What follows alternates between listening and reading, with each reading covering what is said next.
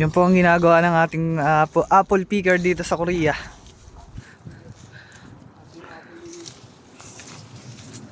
Ayan si boss.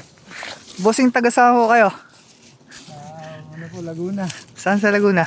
Kabinti po, Kabinti. Taga Kabinti ka po. Saan sa Kabinti?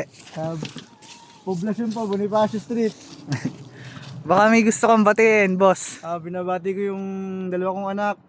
Si Gab, tsaka si Gray. Si Marcus, tsaka si asawa ko, Mrs. si Girly. Ay, yes. Hirap ng trabaho dito. Sana gamitin natin sa maayos yung kinikita natin. Oo nga, huwag scatter ano.